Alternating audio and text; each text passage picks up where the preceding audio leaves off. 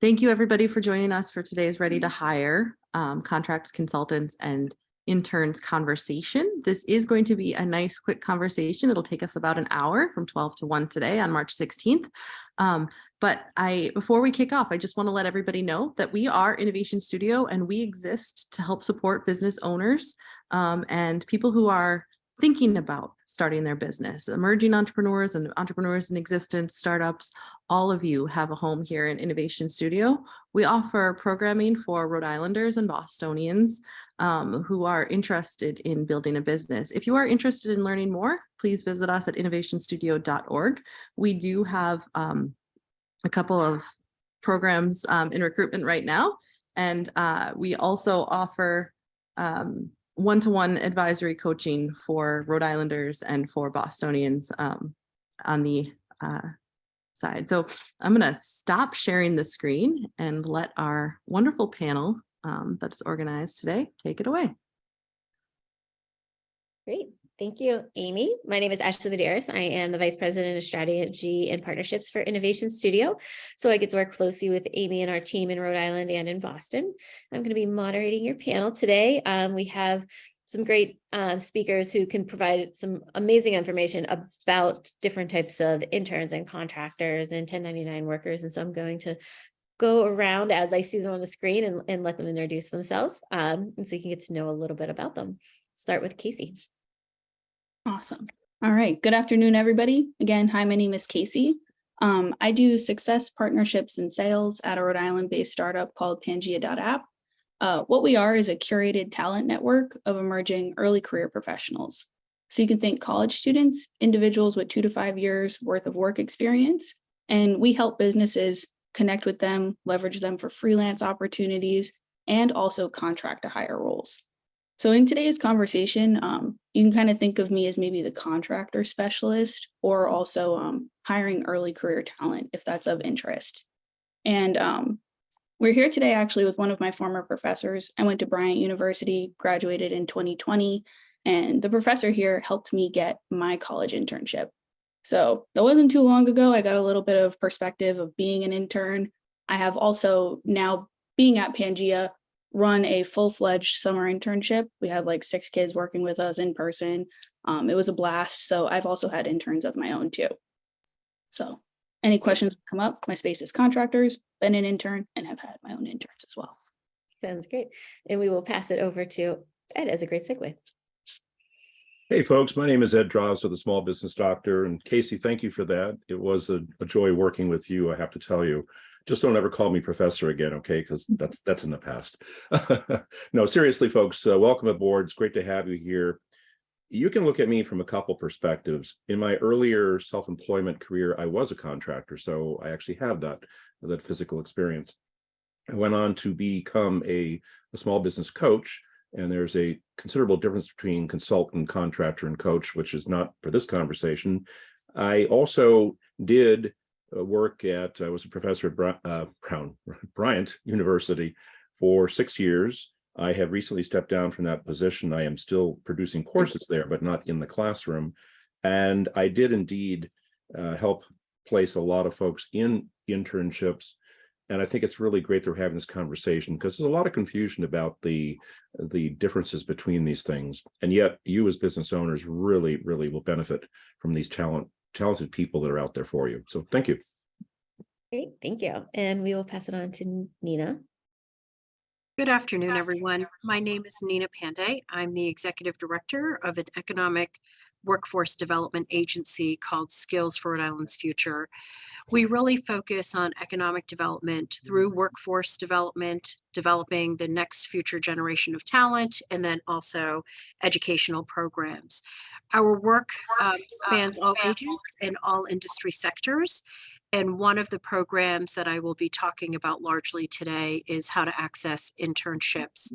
Our agency is a statewide intermediary for high school interns as well as first generation college internship programs. And if you are connected with Innovation Studio, you will then be able to also access a new initiative that we're rolling out to continue to support small business innovation and incubation here in Rhode Island. So really encourage you to talk with your folks at Innovation Studio and see how we can work together in supporting your small business needs. Great. And then to finish up, we're going to pass it on to Juan. Hello, everyone. My name is Juan Wilson. I'm here in the capacity of J1 The Brand, my consulting agency, which actually I started in 1994. And so I'm actually going to contribute to the panel based on an independent consultancy, as well as now coaching, doing some business coaching. My background is in entertainment promotion. I still work within the entertainment industry, working with major labels and represent 2 major artists. And then I also have another hat where I'm in a nonprofit where I'm a founder of the Muse Foundation here in Providence, which we actually launched 2 years ago. And I'm considered what you call a serial entrepreneur. I've been working with Amy and Ashley for quite some time, and I'm here to contribute whatever way I can. Great, thank you. And I think we're going to then move on to a quick survey, but today it's really just, this is informational, so I wouldn't, so nothing is, set in stone. This is just really to kind of introduce you to any type of opportunities for interns and on contractors and different types of support for your small business. But obviously, if you need more help, we are here at Innovation Studio. If you want to connect directly with the panelists and gain more insight for them, or learn about the services that they're able to offer, please connect, or we can facilitate that connection as well. To start, we have a quick survey. What are you looking for in a new hire? So Amy, pull that up, and if everybody could take a second just to tell us what they're looking for so that we can kind of frame the conversation.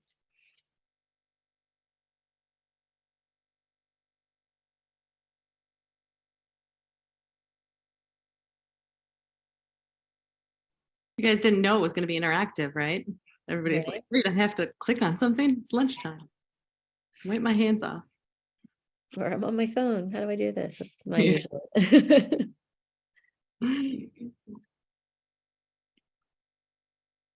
So we have 2 out of 10 who've participated so far. So if you haven't, please take a second to do that. We want to give this maybe a good 90 seconds total.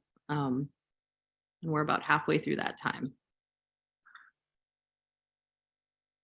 So it kind of expands the board right now. It's just, you have someone to take on set repetitive tasks on a regular basis, someone develop a new strategy plan to grow the business, someone to assist in everyday tasks, and then other. And so, and I'm sure there's probably things that some of you need multiple. I know I do.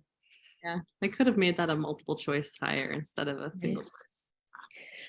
We always say at Innovation Studio, though we help startups, we're very much a startup in ourselves. We're at that 10-year mark and we're constantly evolving and adapting. And I think you're a startup for, I don't know how long, I don't know when you actually get out of that startup stage, but there's that whole concept of it's always good to be adapting and pivoting. And I think that always kind of makes you that startup. Ashley, we're having that same conversation at Skills, right? Is when do we cross that threshold? And I tell my team we'll always be a startup so that we can be agile and innovate and be responsive. And we work at very similar circles, right? So I think it's important to the industry that you represent. Agreed, very much agree. All right, so we have, in the poll here, we're going to say 40% would like someone to take on set repetitive tasks on a regular basis. That is our number one. The only one that we didn't get was someone to execute a specific project. But at least we had one person who would like to see some of the others. And so we want to go to one more poll. Is that what you have, Amy? Did I stop sharing? All right, both questions were on that same poll, so we Oh, can. okay, perfect. So we're good. Yep. The second question was what Oh, I makes see. you need to hire an individual, and it's further down. I'm overwhelmed with work. Yes, we get that. My business is growing and I need support from an expert. Great to hear. We love to hear that. So moving around. And I want to give back and help the next generation. And the one that we did not get is I have a great idea for a project. So not very many project based, but really helping to grow your existing business and to help with the tasks that are underway. So that's great information, and we can really frame around what types of workforce is best for you. So I'm gonna start with Casey. She told us a great story about a recent intern experience that she had and how she works well with them, but one she had when she was younger too, and an intern herself. And so we thought that'd be a great way to kind of frame this and kick it off.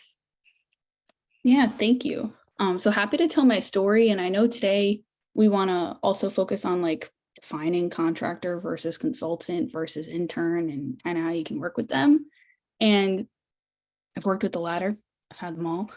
But when I was working at Pangea, I still work at Pangea, but we brought on a team of 6 summer interns, and we had to teach them from soup to nuts, like how to develop everything and get going with our projects. And they were great to work with.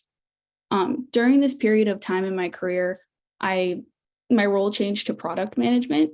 This was my first time being a product manager, and I had an intern approach me wanting to be a product management intern. And I took them on and I was like, okay, I can do this. But it wasn't really a great experience for either of us because I was so novice or just new to that space. I really couldn't help educate someone on how to become a product manager when I was still learning that myself. So I feel like that experience caused me to maybe run proportionally like a not successful internship. But on the flip side, I interned at Water Fire Providence. I got my degree in team and project management. I had a management based internship too. And it was kind of cool because I came in as an intern. 1 week went by, I was learning, being led. It was great. And then the skills program actually provided Water Fire with additional high school interns. And my manager was like, hey, Casey, do you want like an intern of your own? And I was like, I'm an intern. Why am I going to get an intern? Like, what am I going to do with them? But I had this girl, Riley. She was like my co-partner, my right-hand gal, like all summer. And I think it was an amazingly beneficial experience for the both of us because I was really able to mentor and lead her because I was a lot further along. So Riley was a high school student. I was nearing towards the end of my college career. I had the full perspective to be able to help mentor her through the role and really understand her stage of life. But on the flip side, when I was further along in my career with someone who was also similar to my age, similar experience level, I really struggled to be able to help them grow because I wasn't really familiar with what needed to be done. So I think through that story, what I learned if I would ever take on an intern again is like, am I in a position or am I an expert in the field that they're looking to get educated on? If I'm not, no. So I wouldn't take on any product management interns for a while. But high school students or early management career people, that's my space. I really love it. I feel like I could provide a good experience for an intern. Yeah. Thank you for that. And I think what I want to start with is like, we'll start with, since we just heard this great story about interns, let's frame what is an intern. So like what actually qualifies as an intern, and then we'll talk about, what are the strengths and pitfalls. And so panel, maybe Nina, you might, or Ed, one of you might be able to say, like, describe an intern. What is that in the scheme I'm of happy things? to jump in, and I need to warn you. So Amy, you had a beautiful baby next to you. I have a very needy little puppy who wants every bit of my attention. This is not an intern, even though he thinks he is. He's trying to learn keyboarding by trying to get onto my computer. So I apologize if you see me in the background trying to push a little puppy away. So what is an intern? And I'm going to actually, and Casey, thank you for referencing that you had one of our high school interns, right? When you yourself were a college intern. For us at our agency, an internship is really about experiential learning. It's about giving a student, whether they're in high school, whether they're in college, and even adults who are interested in a career track, providing them with a high quality experiential learning opportunity so that they can learn from experts on what they need to do and what skills they need to attain to be successful in their career. It's also a nice way, I'm going to say, when we pitch to our employer partners on why take interns, we're seeing in the workplace, a significant gap in age between workers, right? So we have the baby boomers who have a lot of brain trust, a lot of information, historical knowledge that are retiring. at a very fast pace. And we have a very younger generation entering the workforce. And there's different work cultures that happen in between. And so we talk to a lot of our senior executives to say, part of taking an intern is really beneficial to your company because you get to learn from the younger generation. How do they learn? How do they think? Many of them are inspired by social change and mission-driven work. And it's also a nice way to build the future talent pipeline based on what you're looking for. So you're giving back. And I saw that in one of the answers when we were doing the poll, that giving back and being able to help educate based on your needs, it's really part of building that future pipeline. So that's our approach to internships. And happy to talk more about that. But I know, Ed, I saw you shaking your head, so not sure if you want to get in here. Yeah, that'd be great. I was just agreeing with you, Nina. I was going, yeah. Nina, I think Nina hit the nail on the head. The bottom line, the first thing she said is that interns are learning. That's what this is all about. Casey pointed out that she wouldn't bring on someone she wasn't equipped to actually teach. And my caution to anyone who's thinking about an intern, they're not designed to do the busy work for you. I know that came up in the survey. And I understand there's a need to help get some support with the busy work, but think of it this way: they can get that experience anywhere. The internship is designed to give them insight into a functional, real, live working situation. And if it's not something you can offer, and not everybody can, then an intern is not the right choice. It's important to make that distinction right then and there. On the flip side, with your contractors, your consultants, these are not people who are in the space of learning. They are your technical experts who are coming to you to deliver to you the things that you need, i.e. the project that was talked about there. If you had a specific project, you want to hire an expert who is equipped to handle that sort of project. So I think that's just a little distinction there as well. Ashley, I think I kind of jumped ahead there, but That's okay. wanted to make the distinction also. Yeah. Well, and you told us a story about interns, I think, that we're working with the state, and you were saying this is not busy work, and talk about how obviously we all have to do busy work as a part of our jobs. No one enjoys it, and it's just, we do need to get it done. And having somebody, how can you merge that learning and giving this learning experience with also getting your needs met? Thanks for bringing that up, Ashley. One of the things I said before is just managing expectations. So when you manage the expectations, it helps right from the beginning.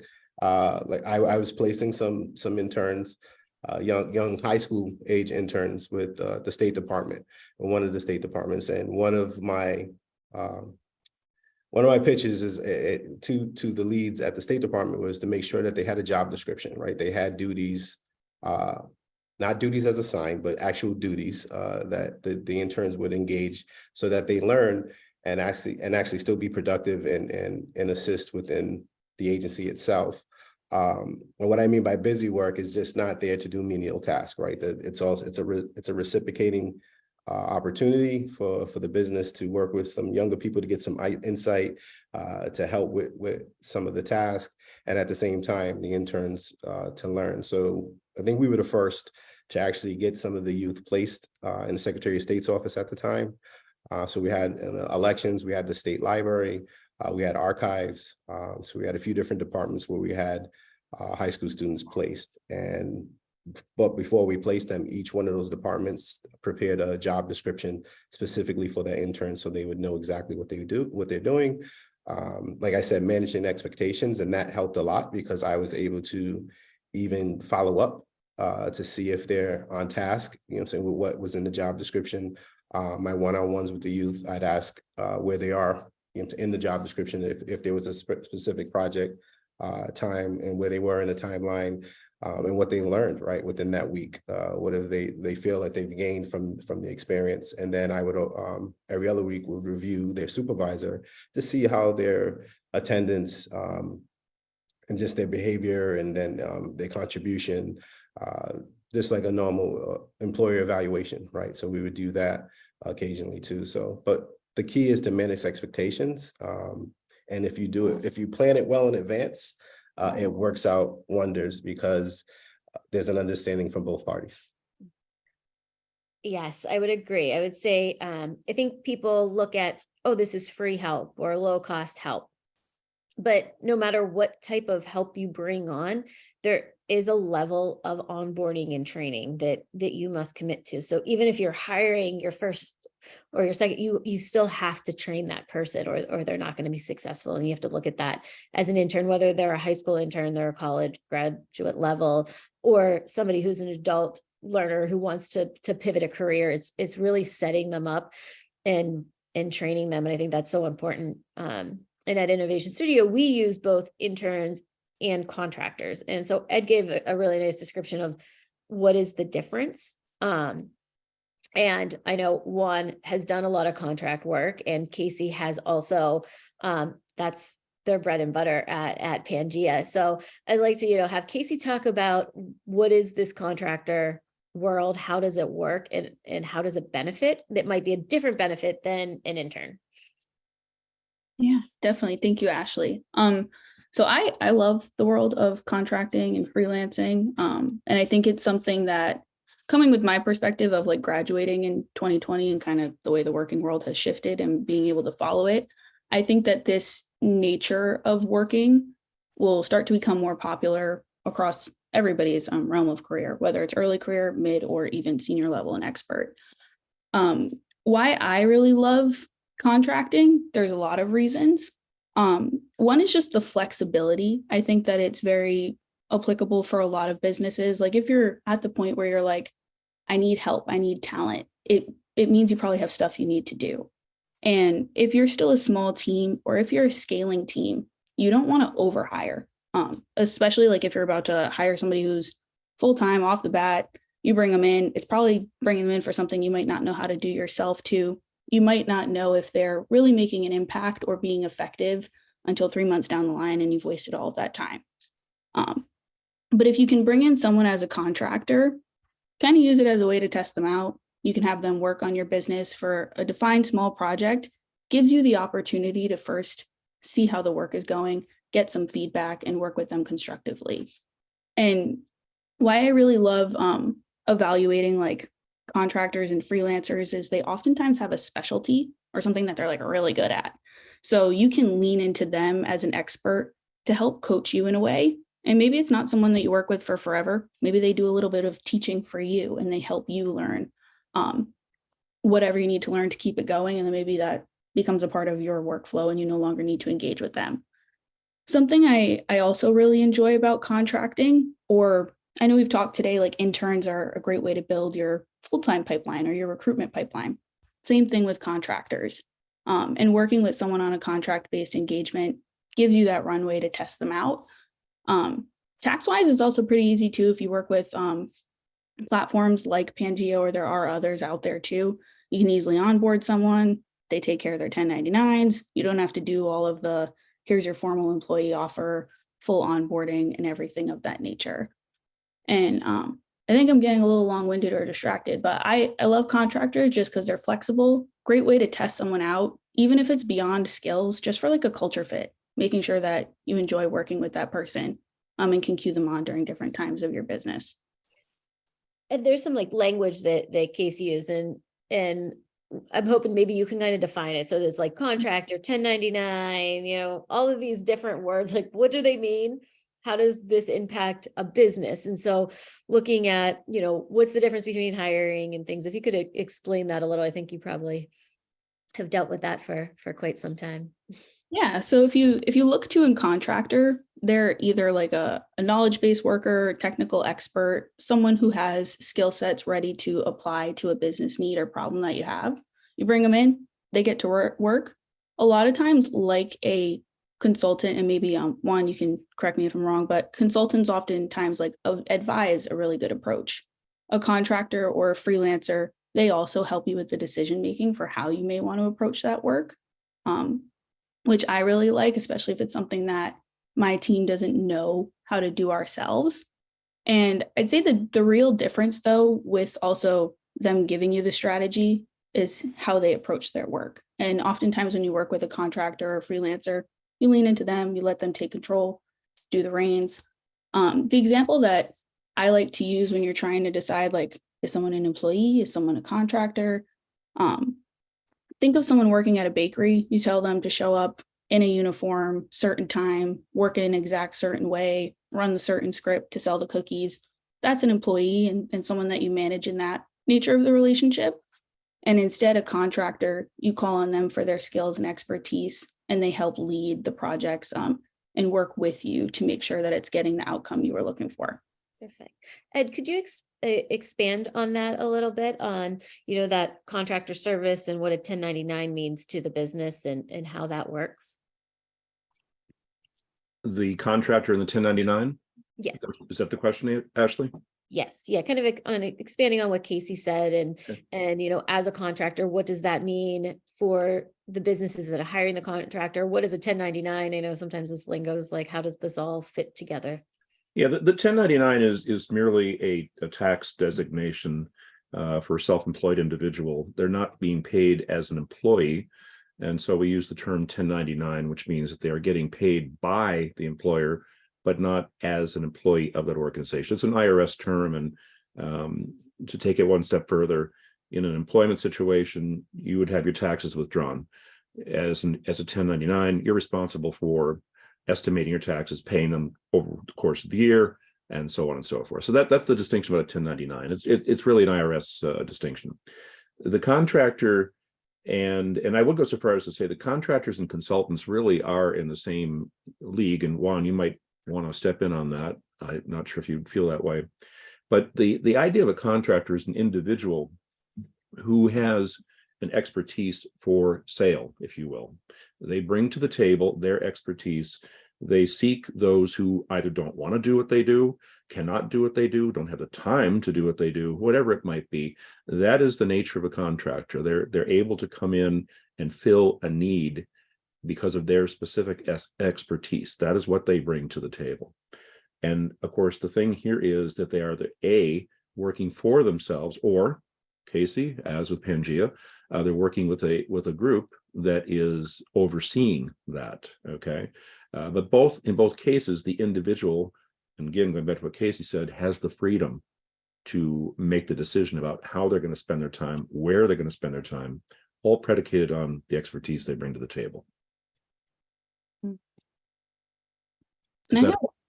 Want to let you go. Never mind. I'll hold it. No, I just wanted to commend Ed. Ed knocked it out the park. That's exactly what it is. Even my desire to be a consultant and a contractor was for the autonomy, right? So having the autonomy to choose projects that I'm working on, how I work on, what time I work on them, including a recent client I just signed now to the pretty lucrative contract for the next 6 months. And working with them, they're still trying to figure out employee versus contractor, right? Because so some of the way they disseminate the work and the communications, it's almost like if I'm employed. So I constantly have to remind them that I have other clients and I have allocated time for them. So that's one thing you have to manage when you are working with, because you are paying them. Sometimes you cross wires in the world, right? Like as far as communications. So I do work with the HR department. There's certain access I need, but technically I'm not an employee, I'm a contractor. So we have to figure that out. So they're learning as well as a company, and they're a major company, on how to actually leverage a contractor. And I have to remind them also that you have an allotted amount of time with me based on the rate. And so we have to keep it within that. So like I said, everything's about expectations. And when you're bringing in a consultant in, like earlier said, that it can be as consultation and coaching. That's something I'm doing now, because in addition to providing the service, there's also the coaching part, which is almost what I call train the trainer, right? So there's that method where the expectation is to pass on that knowledge to the client, if that was agreed upon, in the initial contract, right? In addition to providing the services, we also are going to provide some education to you or your department so they can carry it on, or they can continue to renegotiate or renew the contract, which is something you have to be careful of on how you renew the contract, because if you renew it consistently over time, then there's a issue between employee and contract, right? So you have to show a gap in service so that you're not considered an employee. So there's a few things. I won't go down that rabbit hole, but Ed hit it pretty much on the money. Hiring for something you don't want to do, hiring for something that you want to try for 90 days, right? Or 6 months, right? Something you're trying to venture into. You're not committing to a part-time, temporary, or a full-time employee. And then you might realize you need this position filled in a part-time or full-time manner. And so then you can put out there what that is, and then you know what to expect. You can even offer to hire the consultant if they're in the market, but if not, they can also help you identify the talent part of that coaching to take that place.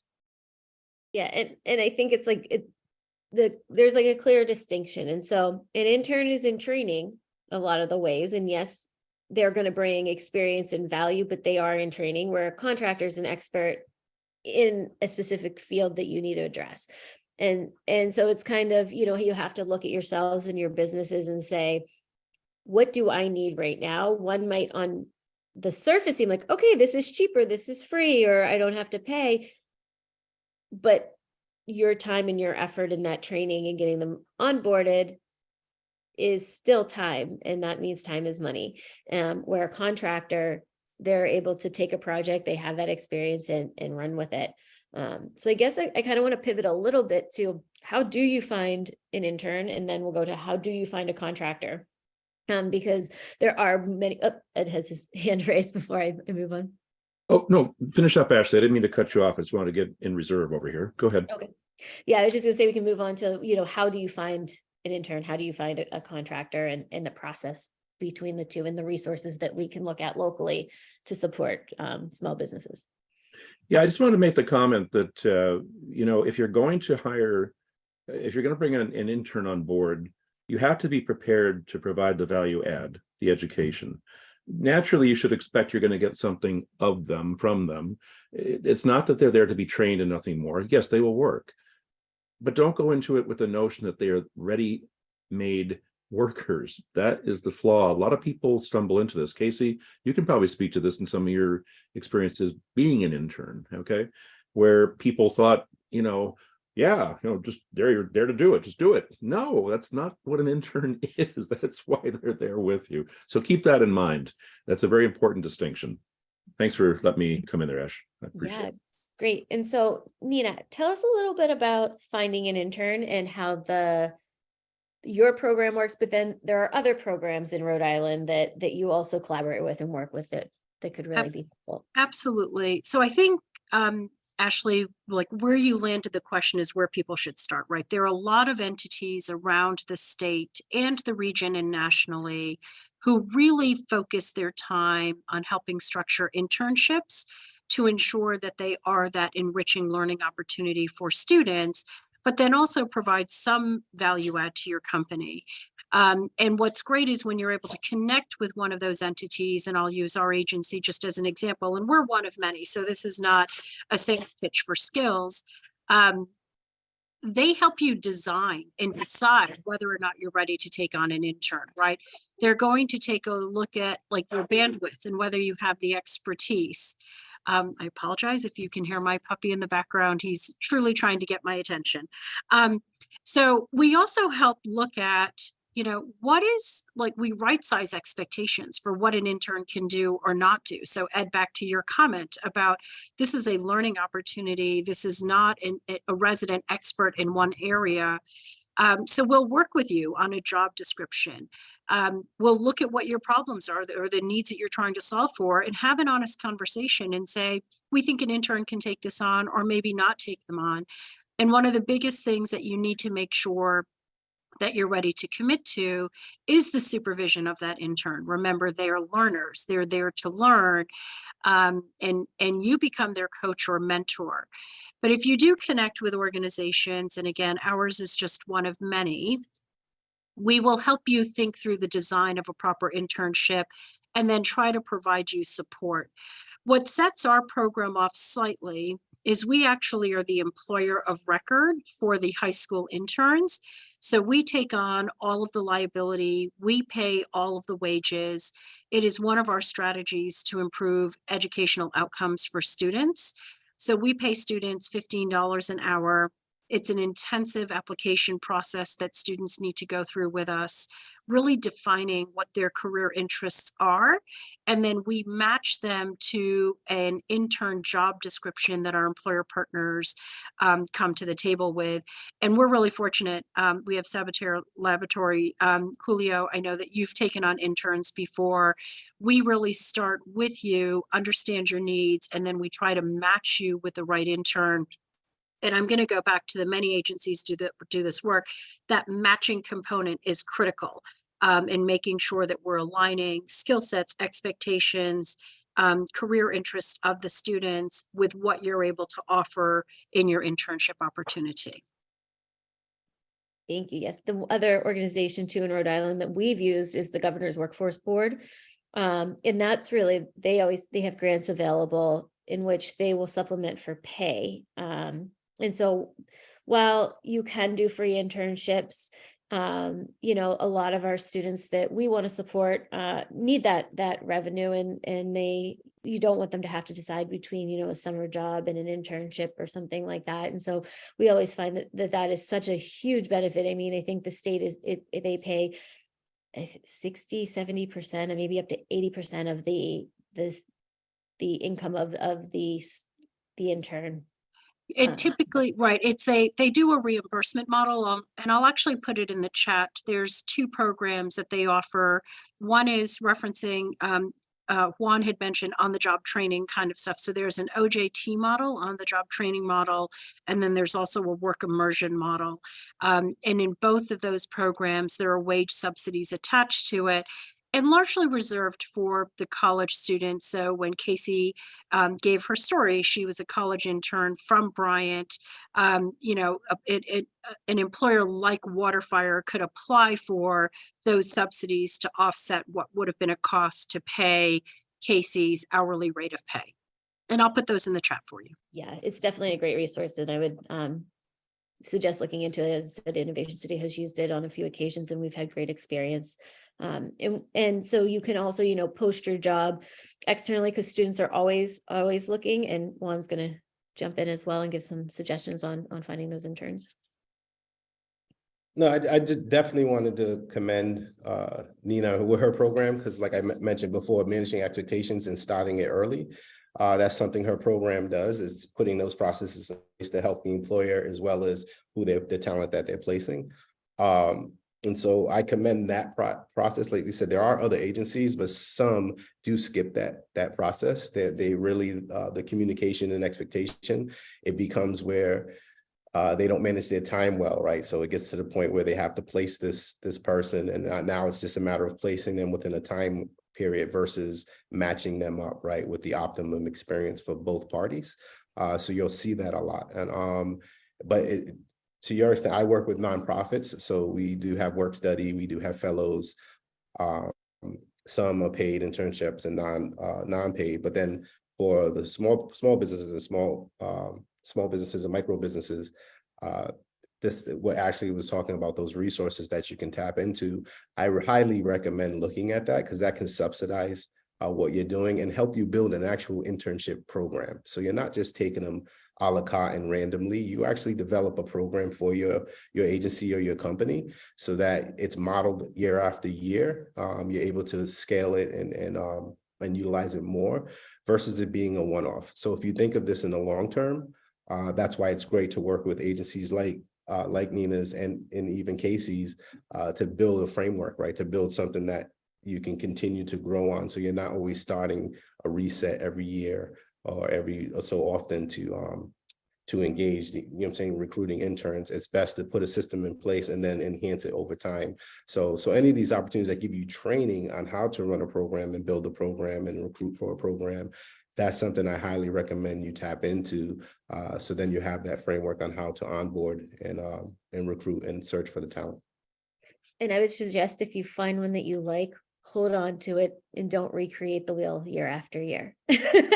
Like you know what works for you. And if you've had great success with Skills for Rhode Island or another organization that's given you an intern, it benefits you, because then they get to know you. And so then I'm sure Nina's already listening to kids in their interview going, this kid would be perfect for this organization because this organization has worked with them for year after year. And so that would be definitely a good strategy moving forward. I would say contractors or consultants are a little different in hiring because they are more project-based. And so what are some strategies that each team can use to find a contractor? What services are out there, and what are some of the things to watch out for? Casey, you want to jump in on that one? Definitely. So there are a lot of places to find contractors and freelance talent, which I know sometimes is the hard part of getting started, just picking where to go. A lot of individuals, they do end up hiring contractors or freelancers from their personal network. You'll see as like your career goes on, you'll know someone who is really good at something and they'll work with you on a fractional basis. And I think something that's also important to note about a contractor or a freelancer is it doesn't have to be a super duper fixed project every time. You can work with someone on a part-time ongoing basis, and that engagement can start to evolve as well. So if you're just in need of that fractional help. Now, when you're looking for a contractor, could be LinkedIn, your personal network. You could post jobs, hundreds of job boards, or there are also a lot of curated talent networks. Obviously, Pangea is my favorite, but we have like a specific niche. So if you were looking for a marketer, designer, software engineer, writer, those are our areas that we dabble in early career. So 2 to 5 years experience or a college student. You'd want to come to Pangea to find that help. There are so many other amazing platforms. Like there are talent networks that specialize just in software developers. And you go to them, everybody has different pricing models, how things work. And I'm more than happy to speak with anybody on that after. I've got like a whole database of like every single contractor platform out there. So for whatever you're shopping for, if it's not what I have, I can point you in a better direction. And there's also, when you're thinking of contractors, you might be thinking of like agencies too. So there are differences between talent networks like Pangea and then an agency. An agency is like a dedicated team of a couple individuals that continuously take on clients. They all work together, have their own type of business model. A network like Pangea, businesses come in and they hire an individual contractor for a project or a role. And then you facilitate the contract just with that person. So for us, you might be thinking like, oh, do I go and post a job somewhere? Do I call some people who I think worked in this space? You can take all of those routes. Sometimes going with talent networks, or what I've seen a lot of clients like about Pangea is just the speed of finding that person. Everyone in our network is open to work. They're looking for work actively. We're completely self-service and have all the tech free to search and discover and connect directly with profiles that are interest you. And we also have a stack ranking algorithm on our profile. So sometimes if you post a job on LinkedIn, you get like 500 applications. No one has the time to look through those. Our software, because we sit in the seat of helping businesses hire all the time, we bump up the right folks, help recommend individuals for your business needs. So there are companies like recruiters or staffing agencies that will work directly with you and make sure you make that particular hire. They're great, but they're oftentimes like super duper expensive. So if you're looking for something more cost effective, I would recommend like a self-service tech-enabled platform. And then whatever niche of talent you're looking for would dictate where you go for that platform. Great, thank you. Ed, do you want to jump in on? Yeah, Casey, you're spot on. I think, that's absolutely, that's perfect. And of course there are so many things out there, as you said. But I think the way you presented that was really useful and helpful. I'd like to throw something in here before you get to that phase of looking for a contractor, and that is to remind you the need to create a very, very specific scope of work. What do you want this person or persons to do? And to be sure that you have the culture and the ability to integrate that person into your organization, because many of us tend to think, I'll go out and find the expert. They know what they're doing, but we still have to tell them what we want. And they have to have the final say. Is this really, am I the person that you are looking for, or is it somebody else? And many of these people will indeed, Juan, you're shaking your head, they're going to say, hey, yeah, No, it's not me, but Juan can do it. I'm not the right guy for you, but go to Juan and you'll get your job done. A scope of work is absolutely vital, both for your own your own level of awareness, as much as for the contractor that you would ultimately bring on board. Have that ready first. Yes, that is great advice. And Actually, so if I could also just jump Yeah. in there too, right? And I also agree, Casey, you did a great job explaining the difference between, kind of finding networks, freelance networks versus staffing agencies and everything like that. You have to find which model works for you, and it really depends on the stage of development of your company, right? Because there's risks and rewards with all the different models, but whatever model you choose for contractors, treat them as if you were hiring your own person. Test their skill set. Make sure that they are showing you sample documentations. I see a lot of people rely on these kind of temporary freelance options where people are pitching themselves.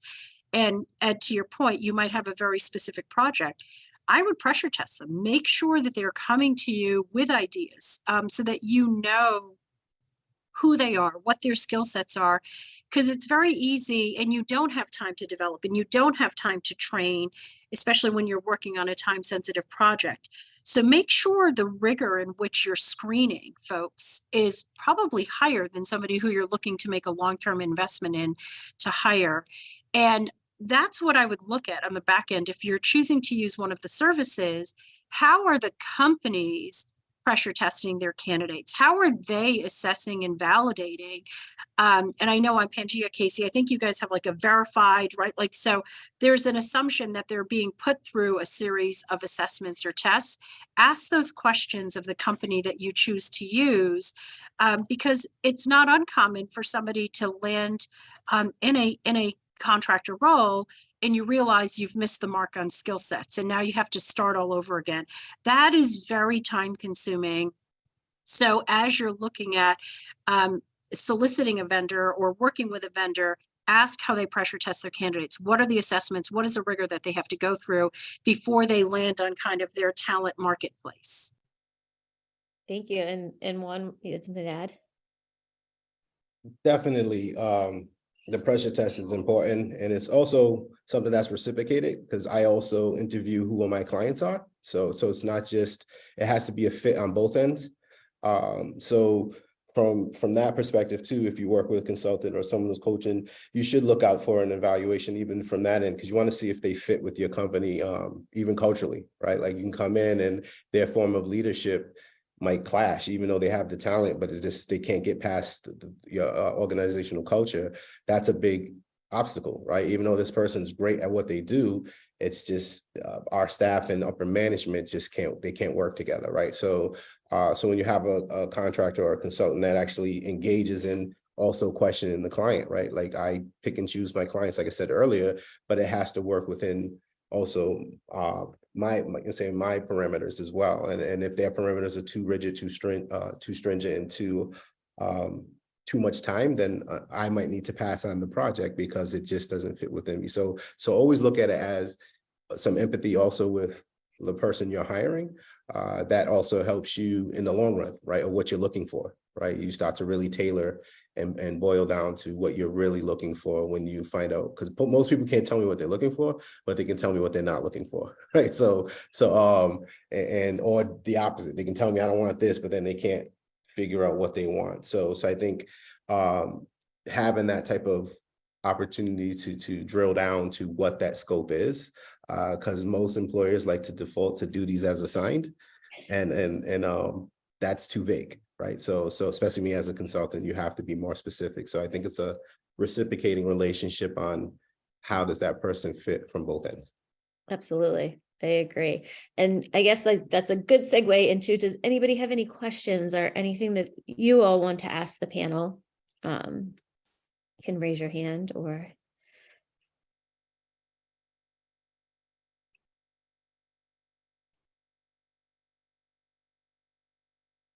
No? Or in the chat? It's like, yep. Yeah, I got a question. Yes. Yeah, so would it be appropriate to have an intern help with writing descriptions for a website or Instagram, or even for installed artwork? Nina? Or- I will take that, certainly. And Michael, may I ask what company you're with or what's your business? So, yeah, I create vintage arrangement displays. It's, they're one of a kind items. And I like working with corporate brands and individuals' collections, memorabilia, and mementos, so we can customize designs for people's tastes or nostalgia and memory. It's, the theme that runs through my work is vintage, but I can also use themes, like restaurant themes, office, automotive, any really any type of theme like that. Great. And Amy, thank you for putting the Instagram in the chat. The short answer is yes, absolutely. You can utilize interns to help with writing content and helping with art installations or vintage installations. Here again, I think it's about having clear expectations and making sure that the intern that you were to be paired with had an interest in those things, right? And lucky for you, every teenager wants to be a social media influencer. So they are masters at Instagram and TikTok and everything else under the sun, right? So that you have going for you. And again, everybody wants to get into that space.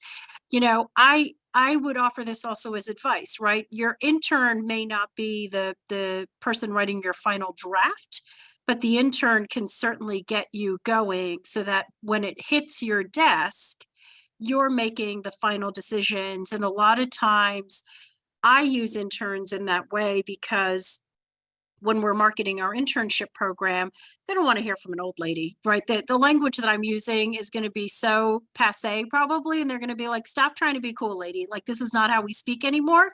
So ask them to give you language that's going to resonate with the target audience that you're trying to reach. But you are the ultimate author of the content, right? But they give you that inspiration. They get you to think differently. I learn from our interns more than they realize because they force you to approach the work differently. So the short answer is yes. And I think that interns would gravitate towards something like that in a heartbeat. What's also nice is there's a lot of career pathways or CTE tracks that have to do with art and social media, digital design. So we would want to pair that up, right? And it becomes a high school project for students as well. Mm-hmm. Yes, definitely. We've had a great experience working with interns on social media as well. In the chat, I see, are you required to provide a laptop to interns, or can we expect them to work on their own devices? So I'll jump in here again. Our interns, we outfit them with their laptops if it's necessary. Again, those are some of the benefits that you have going through an organization. So interns that go through our program have access to a laptop. We also have Wi-Fi devices so that they can carry them with them should they need to be mobile or work remotely and may not have access to high-speed internet.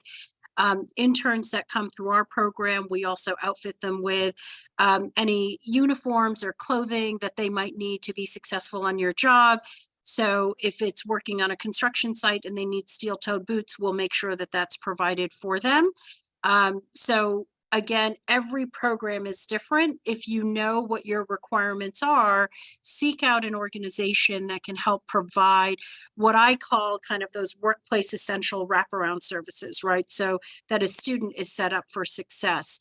But there are some internships where employers actually provide all of the technology. So I'll use some of our banking partners where they have proprietary software that we wouldn't have access to, nor would they allow us to download it on our computers, but they set them up with their own technology. It all depends on what you need for our program, and many operate like that. I will say that.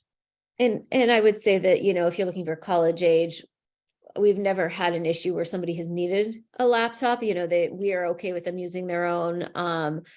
But I think you could probably put that in a job description that you know, you would need that. Or we could always, you know, come to Amy or Cynthia or myself, and we could see if we could connect you with a resource to get an extra laptop for your business so that you could take on that intern if needed. Any other questions? Not really in it. I just wanted to chime in because I think that was a really good question about, we talked earlier, like, do you have the expertise or the ability to give someone a good learning experience, but do you also have all the tools that they're going to need? I know sometimes companies like leveraging contractors because a contractor, they are their own business. They are responsible for having all the tools they need to provide whatever service they're going to offer to you. So a lot of the times they have all of their tech. And sometimes you need certain softwares like Figma or design things that they already have the licenses to because they're working with multiple clients. So if you were looking at doing a project completely yourself, and if you had to buy a full license to something, might be cheaper just to work with someone who already has access and go that route as well. And something else about working with a contractor too is like you interview an intern, you interview an employee, you do a discovery process with a contractor instead. It's a little bit more of like a consultative approach before you guys get to work with one another. So there you can learn about whatever tools might be needed for your project and make sure you have like a little menu, and then you can decide cost wise, what's the best way to get the tools and what you need done. So lots of things. It's important to think of the tools to do the work too. And Erica, you had your hand raised. You can take one last question. Hi, yes, I'm sorry if it's a little noisy. I'm outside. But I was just wondering, I'm an artist, so I am a singer-songwriter and performer. And I am really looking for someone to help. I guess I could look for someone to help on individual projects because I always have them kind of rotating. I'm so sorry. So loud. I don't know if you can hear all that or not. You can't, don't worry. I hear just cars everywhere. So I have project-based work, and then I also have day-to-day things that I'm just working on organized. I actually have my mother helping me organize my day-to-day tasks right now, which is kind of nice because I'm separating that from needing an intern for that. I had someone trying to step up to help me with that, but I didn't have any direction really to give them. And it just was like we were meeting and not really having much happening. But I'm not sure how to appeal to potential interns as like an individual artist without like, you know, an organization necessarily, you know, already working with me or a label already working with me. So I know you guys have the organizations, but I know Juan being in the closer space and having experience, you might have the best answer to that question.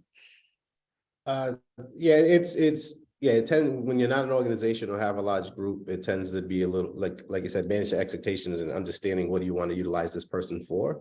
So that's kind of what Ed's also said about it's kind of like a self audit. Like you got to figure out what you need. Build all that first, because that will appeal to your recruitment. I wouldn't think of the recruitment now until you understand what you're recruiting for, because that's what's going to be what's appealing to someone, even as an individual artist. We started with individual when I got into the music business. Now I work with Atlantic Records, and we have a whole intern program and department, right? So they have one. So we have it built in, but before, we work with people who are passionate about what you do, especially when it's an individual like singer-songwriting, right? Finding someone who's like-minded in that area. But there's the business side of it, right? But someone's an artist, but they're also intrigued about the business end of it and the managing end of it. But they can empathize with both sides. That's been a challenge with artists because I have a lot of artists who are about the art and then they do not want to deal with the business end. But if you can identify someone who is an artist, but also is intrigued on building a company or building something from it, create that description and that scope of work based on what your needs are, but what can appeal to someone else in that same industry. Because someone outside who's strictly business might not get the arts part. And like I said, it becomes a cultural clash. So your best bet is to try to find someone who also has a similar passion. Great, thank you. And I think thank you so much. Yeah, I think we're up for time, but it was Great. And I want to thank all of our panelists for joining us. And I know Amy is recording, so we'll be able to save this. And if you want to replay, let her know. Most of our panelists put their contacts in the chat, so you could reach out directly or tap into Amy and Cynthia or myself, and we can connect you to a panelist or to another resource that could be out there. I will defer back to Amy and our little man. Yes, thank you all. My intern. Bodega baby. Not a lot of learning, not a lot of business acumen going on over here. So drop my email in the chat. I would love for everybody to connect with me and engage. We do have programs available for everybody here. So please, let me know what you thought. Let me know how you feel. You'll see a quick survey come into your email box in probably midday tomorrow, but we'll get everybody's feedback, and we'd love to continue to host these. So please let us know how things are going. Connect with our panelists here, and I'll send everybody the recording as it's ready. Thank you all. Thanks, everybody. Thank you, everyone. Thank you. Enjoyed it. Bye-bye.